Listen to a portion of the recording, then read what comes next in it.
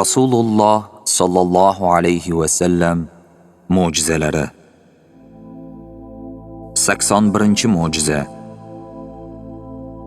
Rasululloh sallallohu alayhi va sallamning Abu Talha islomga kirishidan oldin uning musulmon bo'lishini xabar berganlari. Ummu Sulaym radhiyallohu anhaning eri vafot etganda Abu Talha Ansoriy unga o'ziga xotinlikka so'rab sovchi bo'lib keldi. Abu Talha u bilan bu haqda suhbatlashdi. Ummu Sulaym: "Ey Abu Talha, senday insonni rad qilish mumkin emas, lekin sen kofir kishisan. Men esa muslima ayolman. Senga turmushga chiqishim durust emas", deb rad javobini berdi. Abu Talha: "Bu qanday odating bo'ldi?" deb so'radi. "Bu mening odatim emas. Oltin yoki kumush xohlayapsanmi? Men oltin ham, kumush ham xohlayotganim yo'q. Men sendan faqat islomni xohlayman. Agar islomni qabul qilsang, mana shu mening mahrim bo'ladi. Sendan boshqa narsa so'ramayman. Bu xususda menga yo'l ko'rsatadigan bormi?" Bunda senga Rasululloh sallallohu alayhi va sallam yo'l ko'rsatadilar. Abu Talha Nabiy sallallohu alayhi va sallamni qidirib ketdi. Rasululloh sallallohu alayhi va sallam sahobalari davrasida o'tirgan edilar. Abu Talhani ko'rganlarida "Sizlarga peshonasida islom nuri bilan Abu Talha keldi", dedilar va sahobalarga Ummu Sulaym aytgan so'zlarni xabarini berdilar. Unga Ummu Sulaymni mana shunga ko'ra Abu Talhaning islomga kirgani uchun nikohlab berdilar. Sobit Bunoniy aytadi: "Qissaning roviysi Anas ibn Malikdir. Bizga undan ko'ra kattaroq mahrning xabari yetib kelmagan. Chunki Ummu Sulaym o'ziga Abu Talhaning islom diniga kirishini mahr sifatida berilishiga rozi bo'ldi."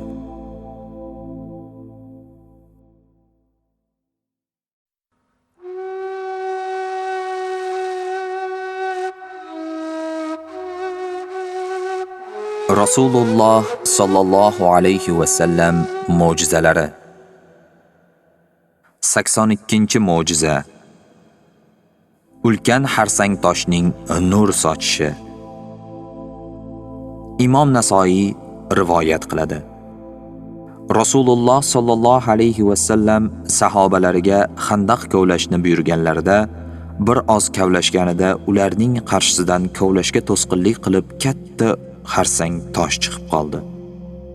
Rasululloh sallallohu alayhi va sallam o'rinlaridan turib ridolarini Xandaq chetiga qo'ydilar va cho'kichni olib toshga "Robbingiz so'zi rostlik va adolat jihatidan kamolga yetdi. Uning so'zlarini o'zgartiruvchi kuch yo'q. U Sami, eshituvchi va Alim, donodir." An'om surasi 115-oyatini o'qib zarb bilan urdilar. Toshning 3dan biri yorildi. Salmon Forsiy tik holda qarab turardi.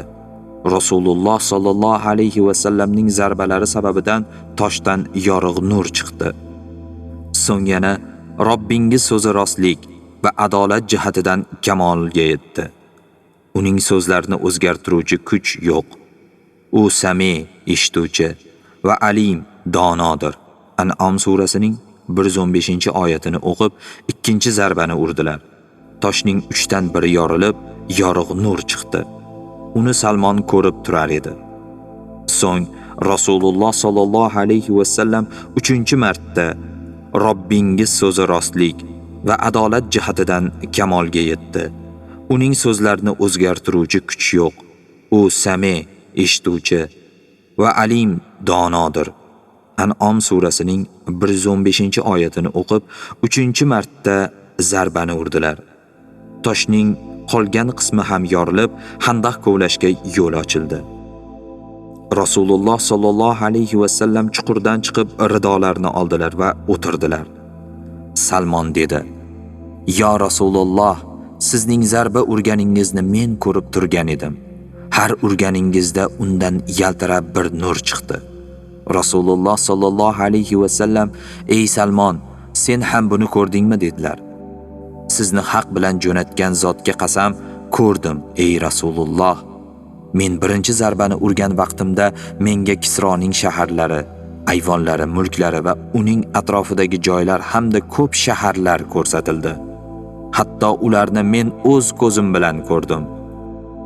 Shu joyda hozir bo'lib turgan sahobalardan biri, bizlar u joylarni fath qilib ekinzorlarni olishimizni va diyorlarini o'z qo'limiz bilan vayron etishimizni Allohdan so'rab duo qiling dedi. Rasululloh sollallohu alayhi va sallam duo qildilar. So'ng ikkinchi zarbni urgan vaqtimda menga Qaysarning shaharlari va uning atrofidagi joylar ko'rsatildi. Hatto ularni o'z ko'zim bilan ko'rdim dedilar. Sahobalar, bizlar u joylarni fath qilib ekinzorlarni olishimizni va diyorlarni o'z qo'limiz bilan vayron etishimizni Allohdan so'rab duo qiling dedilar. Rasululloh sollallohu alayhi va sallam duo qildilar. Keyin 3-marta urganimda Habash shaharlari va uning atrofidagi joylar hamda ko'p shaharlar menga ko'rsatildi.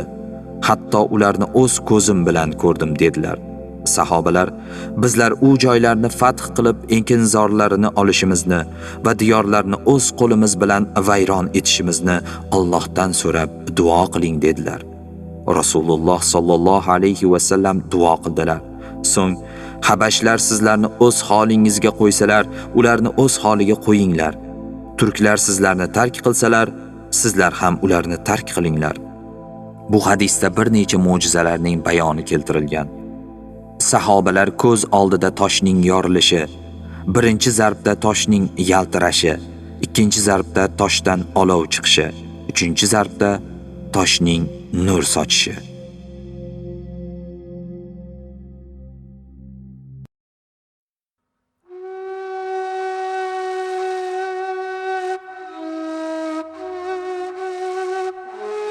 Rasululloh sollallohu alayhi va sallam mo'jizalari. 83-mo'jiza. So'rovchiga so'rashdan oldin savolining xabari berilishi. Abdulloh ibn Umar roziyallohu anhu dan rivoyat qilinadi. Allohning payg'ambari sollallohu alayhi va sallam huzurlarida o'tirgan edim.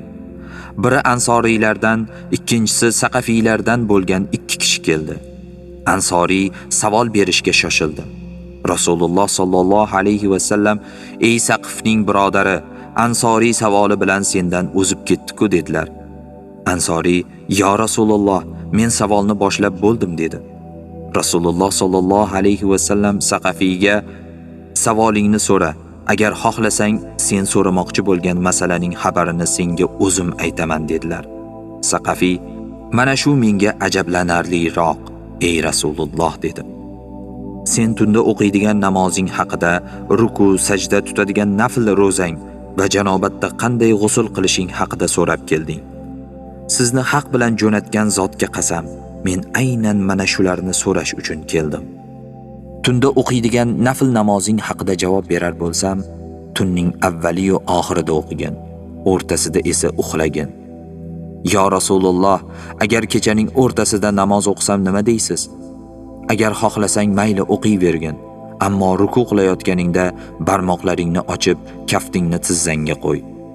So'ng boshingni rukudan qaytganingda tik tutib, qomatingni to'g'ri tutgin. Hatto a'zolaringni har biri o'z o'rniga kelsin. Sajda qilayotganingda peshonang yerga to'liq tegsin, shoshilmagin. Sajdang qushdan cho'qilagani kabi tez bo'lmasin. Tutadigan nafl ro'zangning javobi oyning yorug' kunlarida 13, 14, 15 kunlari ro'za tutgin dedilar. So'ng Ansoriyga yuzlanib, ey Ansoriylar birodari, hojatingni so'ra. Agar xohlasang sen so'ramoqchi bo'lgan narsaning xabarini o'zim aytaman dedilar. Ansoriy, mana shu menga ajablanarliroq, ey Rasululloh dedi. Albatta, sen so'ramoqchi bo'lgan narsalar uyingdan Baytul Atiqni haj qilishni qasd qilib chiqasan va bu ishimdan menga nima naf bor deb aytasan. Arofotda turishing haqida so'ramoqchisan. Bu ishimdan menga nima naf bor deb aytasan. Boshingdan sochingni oldirasan va bu ishimdan menga nima naf bor deb aytasan. Baytullohni tavof qilishing haqida so'ramoqchisan va bu ishimdan menga nima naf bor deb aytasan. shaytonga tosh otishingdan so'ramoqchisan va bu ishimdan menga nima naf bor deb aytasan. Ansoriy aytdi: sizni haq bilan jo'natgan zotga qasamki, men so'ramoqchi bo'lgan narsalar aynan mana shulardir. Rasululloh sollallohu alayhi va sallam: uyingdan Baytul Haromni qasd qilib chiqishingda albatta ulovingning har bir qadam bosib kelgani uchun senga mukofot yozilib, yomonliklaring o'chiriladi. Arofatda turgan vaqtingda esa Alloh taolo dunyo osmoniga tushib, farishtalarga: ana u bandalarim mening rahmatimdan umidvor bo'lib, azobimdan qo'rqib, turli tomondan chuqurliklar oshib, mashaqqatlarga sabr qilib huzurimga kelishibdi. Holbuki ular meni ko'rishmagan. Agar ular meni ko'rsalar bormi, deb aytadi. Agar sening gardaningda bir tog' qum yoki osmondan tushadigan yomg'ir miqdorichalik yoki dunyo kunlari adadi miqdorichalik gunohing bo'lsa ham sendan yuvilib ketadi. Shaytonga tosh otishing javobiga kelsak, buning savobi qanchaligi Robbing huzurida saqlab qo'yilgandir. Soch oldirishing javobi boshingdan tushgan har bir soch miqdoricha senga hasanotlar yozilib, gunohlaring o'chiriladi. Baytullohni tavof qilganingda esa gunohlaringdan butunlay forig' bo'lgan holda chiqasan. Senda gunohdan biror narsa bo'lmaydi dedilar.